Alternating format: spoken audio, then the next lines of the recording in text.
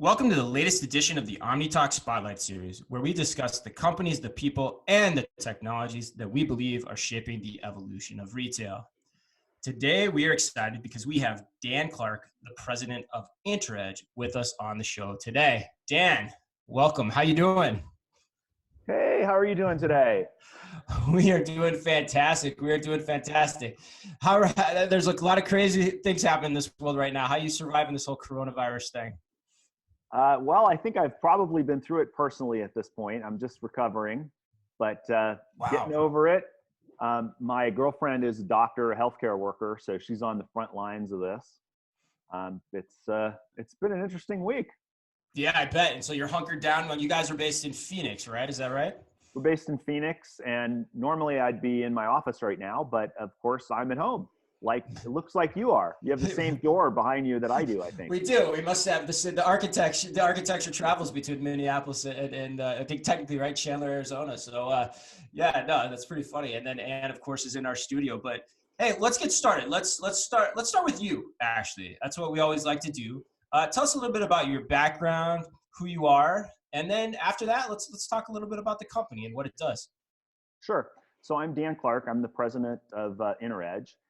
IntraEdge is about a 1,300 person software development company. We have over 1,000 employees here in the United States. We have offices in Phoenix and Chicago, New York, California, and then all over the world. We do predominantly software development work that has a security edge to it. Okay.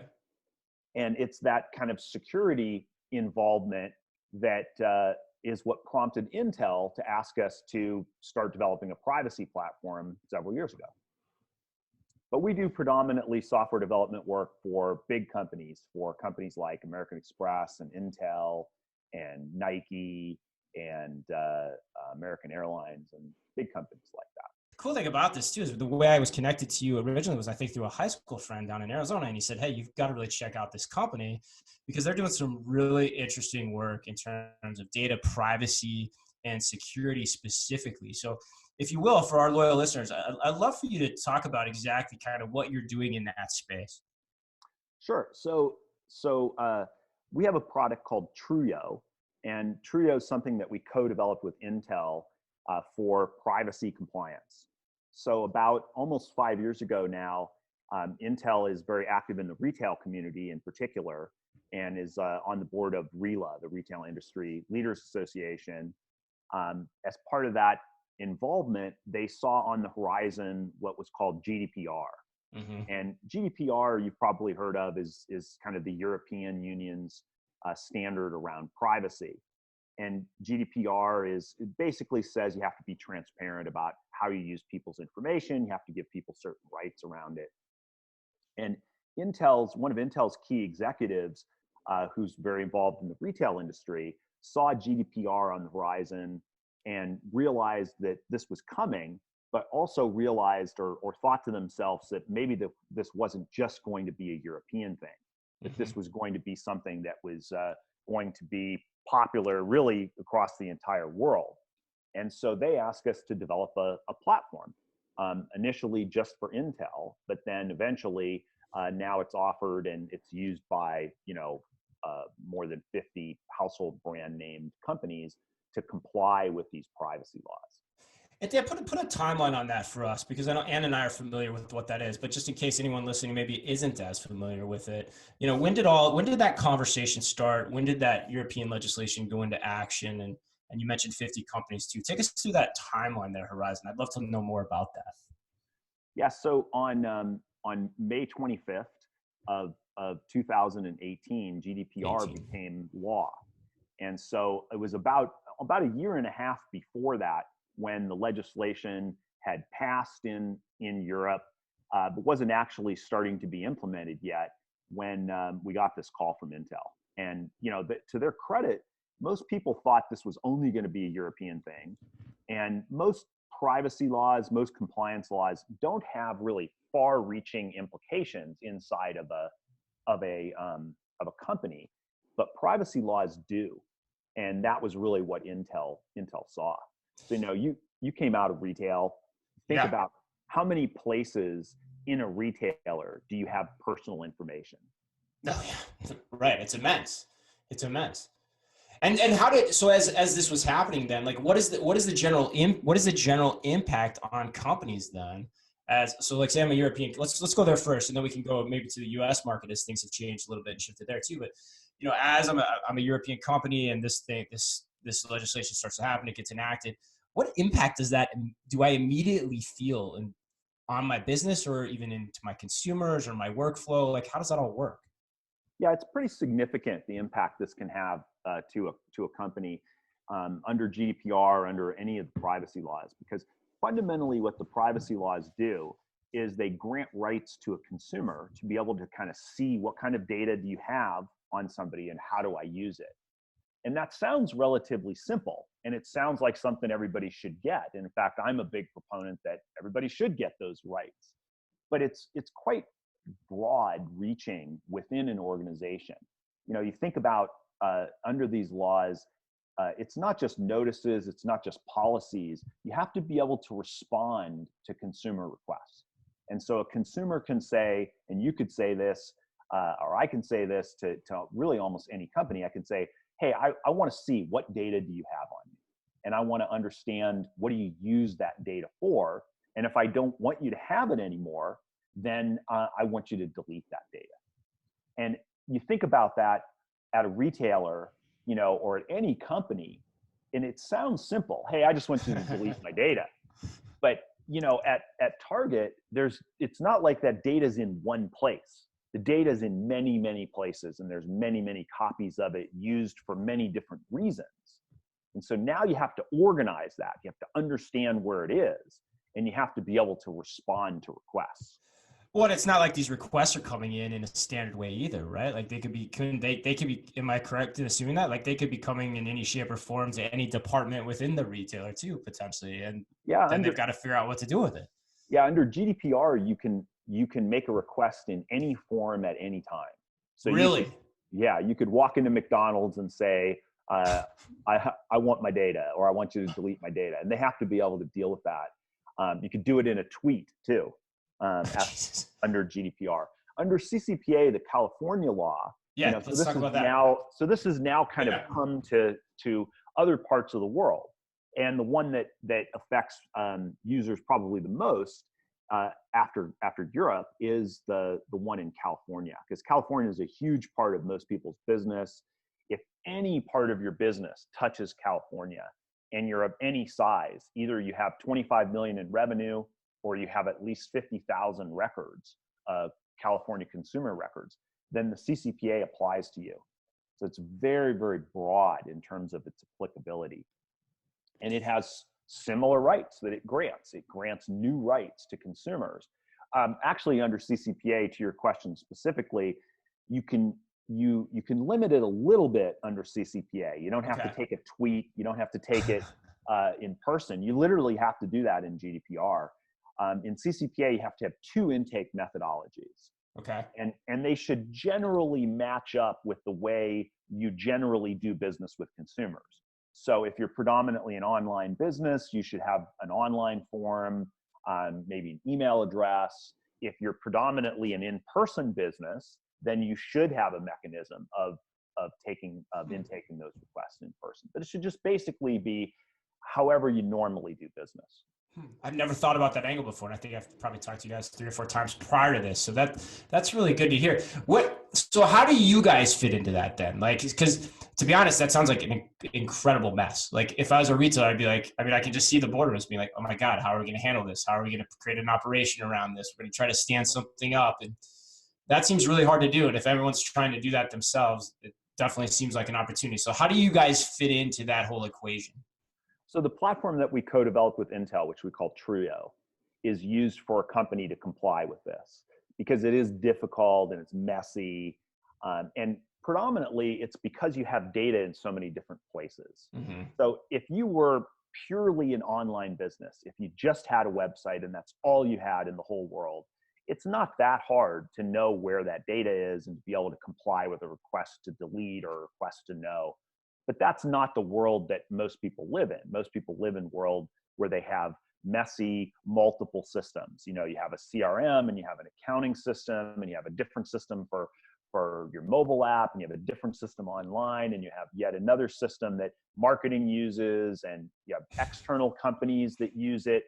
It's Right. not uncommon that you have dozens or even hundreds of systems with personal information.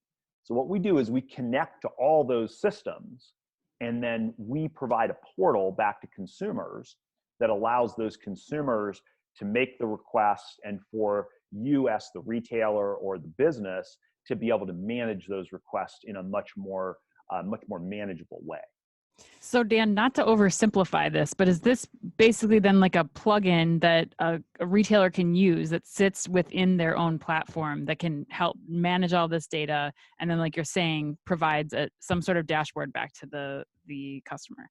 Yeah, I mean, essentially that's what it does. It does a little bit more than that. It's more than just a dashboard, because you have to provide this information in specific ways in order to comply with CCPA versus GDPR versus the one in Canada, which is called PIPEDA, for example. You have to maybe support multiple languages. You have to support certain formats of the way the data is displayed and communicated, and we do all that automatically. So we automatically adapt to all those things. And then we provide a workflow management system on the back end so that the business can see the request. They can see it's verified and validated, because you don't want to give this information to the wrong person. Right. Otherwise, you could actually be creating a breach. If I oh wow, I never thought about that. If I give your information to someone else, then that's not allowed. So you have to make sure you verify the person, that they are who they say they are. So we do all that automatically. And then you have to report on all this too. You have to report on it to the authorities. We automate that as well. What does an implementation like this look like then with you guys, if you can share that? Like, so say somebody's interested in this, say, hey, you got me, I want to do this. Like, what's the degree of complexity there? Like, what are we talking about here? So typically when somebody makes the decision to implement our platform, it's because they have some issue. Okay. And so they're almost always there's a need. in a hurry. Yeah. Right. They're not just doing this as insurance. Typically it's because they have an issue. Okay. And so if you have that issue, you have a lot of requests, you have some messiness in the back end, then typically they're in an enormous hurry. And so almost every implementation we've done, we do in phases, where we start off with a fast kind of drop-in version of our platform. So we drop it in, we do that within usually a couple weeks, and we get that company at least up and compliant so that they have the ability to intake the requests, they have the ability to track them, they have the ability to be kind of visibly compliant. And we typically do that really fast, like in a couple weeks. And then once it's up and kind of the basics are running, then we start adding higher levels of automation, and we start adding customization. The platform can be customized extensively, not just the look and feel of it, but the way it operates to map against your business rules. And so typically we don't have time to do that at the beginning. So almost always we end up with the first couple weeks, we just drop it in kind of pre-configured. And then after we get it running, then we start configuring the platform, customizing it, and adding levels of automation. Got it. How, especially in the time of coronavirus now, where I think this question is becoming even more important as companies and retailers especially have time to maybe look at some of the foundational elements by which they're doing their business and try to get more productive or more efficient. How much automation can ultimately be put into this? Like, is this something that once you're done, it can just kind of run on its own as long as your software is staying up to speed with what the regulations are? Yeah, we keep the software up to speed with the regulations as they change and evolve, and you can be completely automated with our system. You can be at a point where all of the requests are automatically acknowledged, they're automatically fulfilled, deletion is automatic. You can be 100% automated with our platform, actually. Wow. And I do think it's interesting that you mentioned, in the days of coronavirus. Yeah. We did see a little bit of an uptick this week in volume of requests in the platform. And I kind of wondered if that was I mean, I don't know why that is. I'd be interested in why you would think it is too, but there's no question we saw a little bit of an uptick, not like a massive increase, but enough of a volume increase that it made us all kind of go, huh, that's a definite increase. Why do you think that is? That's a good question. I off the top of my head, and Anne, I'm curious what you think too. I think for me, two things come to mind. One, I think people just have more time. So maybe as they're sitting at home, and I don't know where the increases are coming, whether it's Europe or here in the States or whatever, but maybe as they have more time, they have the time to make the requests. And then two, I think the state of the mind of, what is my health? How much do I want people to know about me in general, and what that can all be tied back to? I think those can be correlated together, possibly. I don't know, Anne, what do you think? I mean, I think part of Dan it. turning the tables, by the way, too. The first, yeah, right. I love it. I mean, I think you're seeing a ton of information as more underage people are accessing online platforms now that the social learning is starting to take place. So I think I've been seeing at least tons of articles on like Zoom and how much data Zoom is collecting while you're on these conferences about you, about your family, about how long you're paying attention during the call. I mean, there's all this data that is in the news right now that's hot just because there's a lot of people who are using these free platforms. And so I think that may have something to do with it, just kind of a natural extension of people being more curious about what information is being shared beyond their knowledge. Yeah, I think it could be any of those. I'll tell you a kind of funny, embarrassing story about myself. Yeah. Oh God, please. We can't wait.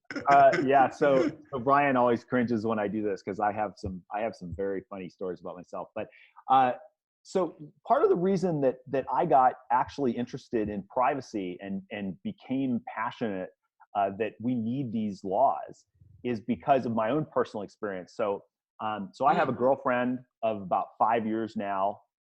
She's a doctor and an Iron Man and just an awesome girlfriend.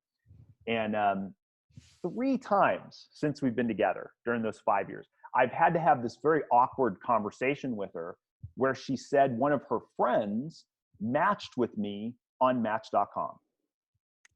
And she's like, what the heck? We're together, we're living together, things are going really well. And why are you out there on Match.com? Yeah, right. Like, I'm not on Match.com. Like I deleted my profile probably 6 months before we met even. Yeah. And well, it turns out that in the fine print of Match.com that you can't actually delete your profile.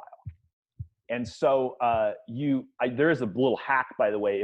If you change your profile picture to that of a horse, you stop getting matches. So I did do that, but it wasn't.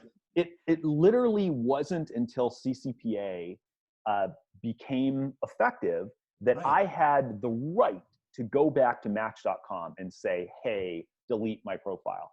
And my girlfriend this morning, she was like, so what are you doing today? And I was like, I don't have that busy of a day. I have a couple things going on. She goes, well, do you finally have time to delete your Match.com profile? There you go. That's the answer, right? Yeah, that's funny.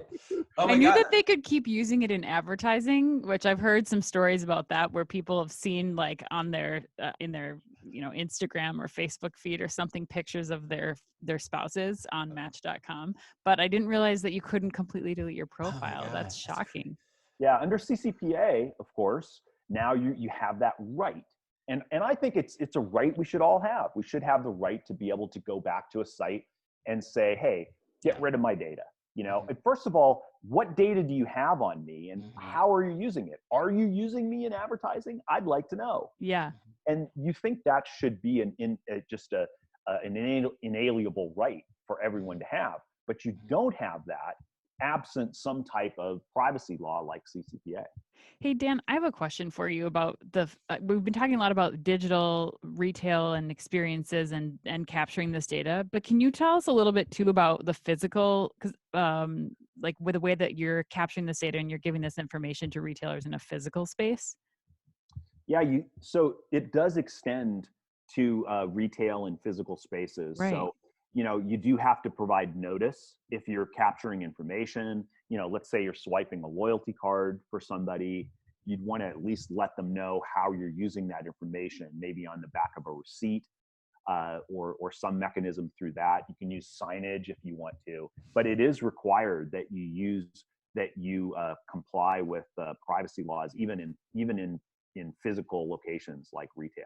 And Truio's platform is able to kind of coalesce all of that data from both the physical and digital experiences. Yeah, for their customers. we connect to every system that the retailer has, and that includes things like point of sale systems, the customer service systems. We can put a message on the back of a receipt that helps them be compliant in their notices. But yeah, we connect to all these systems. We have hundreds of pre-built connectors. We have clients, single clients, large multinationals that have hundreds of connections into Trio for us. And so we're already pre-connected with the large majority of the systems that people use. And we're particularly popular in retail because that's where the Intel group that birthed this technology came from, was from retail.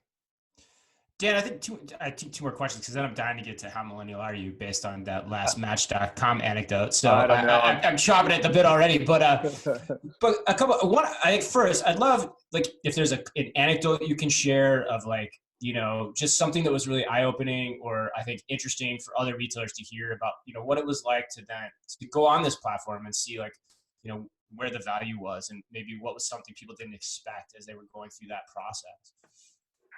Yeah, sure. So I would say that our platform is one where if you're getting a lot of requests, then there's a clear need for a platform. And so I would say if you're a retailer that has a lot of reach and you're already getting requests, you wouldn't be surprised that a platform would benefit you. I think the one that's surprising to retailers is when they get hit by what's called an agent. So I had this come up with a customer I was on the phone with this morning. So under CCPA, you have a concept where third parties, or what are called agents, can represent a group of consumers. And there are a number of third parties out there that are active right now.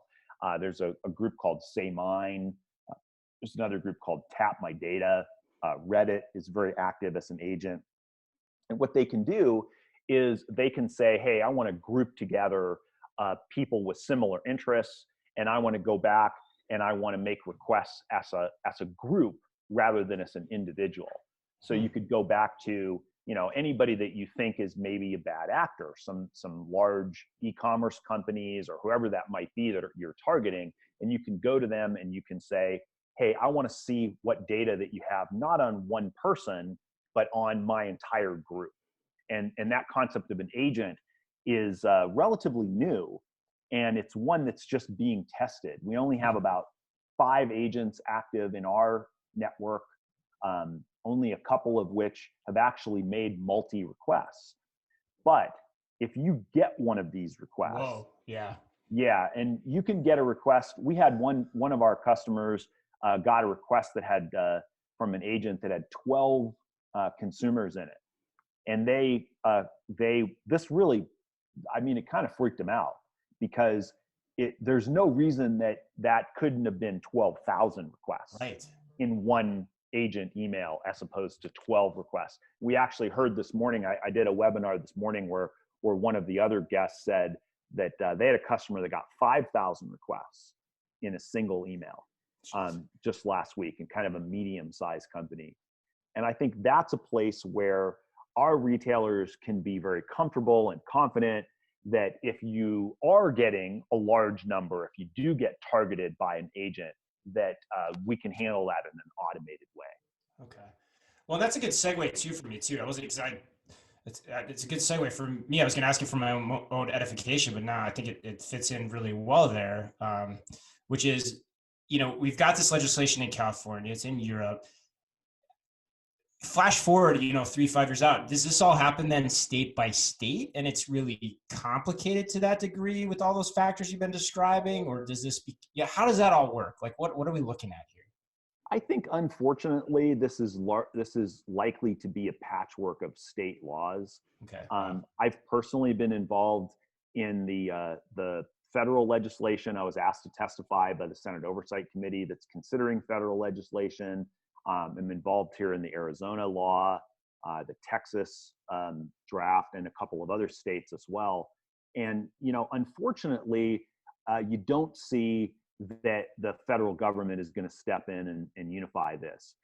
I'm a huge proponent of that. I wish the federal government would do so. I wish they would step up and actually create, one unified law for the whole country. Mm-hmm. I think there's a chance of that. Certainly not in today's environment, where you've got bigger problems and right. You have deep divides between the Democrats and the Republicans. But maybe in a few years, we'll see something like that. I think what's much more likely is, unfortunately, you're going to get a patchwork of state laws. Right. New York has been very vocal that they want to continue to do this. Hawaii, New Mexico, Texas, Florida, Connecticut. So I think it's very likely that we're going to end up with a patchwork of state laws, unfortunately. Now the good thing is Trio, our platform, we keep up with all this. We can handle that, and we can handle that. Absent having a platform, it's very complicated because you have to keep up with, what do you do in this state versus you don't do in this state. And there can be conflicts between the state laws. So you have to be careful to understand, which law that you're actually prescribed under. Yeah, it sounds really onerous to do on your own without some type of support like you guys can give. All right, awesome. Wow, that was great, man. Super educational, super fun too. And let's do this. Are you ready? I'm ready. Okay, Dan, right. We're about to play How Millennial Are You? 3 questions. Just answer honestly, and we'll tell you. We'll give you feedback. I think after each one. Yeah. Honest assessment. Yes, for sure. Okay. So first question, when the option is available, not in times of Corona, but normally when you're going to a grocery store or something, are you paying at the register with mobile payment or cash or credit card? Well, I never use cash. So I would definitely be a big proponent of using mobile payment. Perfect. If they don't have mobile, I would probably use a credit card as a backup, and I don't even carry cash anymore. No. But mobile payment is just so handy. Yeah. I keep my phone with me all the time. It's the only thing I have on me all the time. So I use mobile payment, I would say. Okay. Now, do you pick your establishments based on who has mobile pay? No. You're not that far. Okay. No, all right. No, awesome. I wouldn't say that. I would say in the world of coronavirus, I might. Yes. It's going to happen, right? You want some sort of touchless payment right now. So it's definitely better today, but no, not normally. I wouldn't. Awesome. Okay. Next question. Again, in a typical time, how many times a week would you order food or coffee or drinks from an app? Oh my gosh. I might be embarrassed when I say this. I would say, probably there's one meal a week that I don't. Wow. Okay. Wow. That took a curve. Okay. Nice setup and delivery. What do you use, Dan? What are your go-tos? I use Postmates quite extensively. I do are you a Starbucks? Club, Starbucks. Okay. We have a local place called Pesoto that I use all the time. But no, I almost never cook for myself. So I eat out most of the time. And when I eat even at the office, I use Postmates like constantly. Okay. We have a grocery store. I use Instacart for all of my shopping. So I'm very, very heavily using apps to buy food and groceries and stuff like that. That's definitely the highest answer we've ever had, ever. Yeah, that totally took a turn. That was great.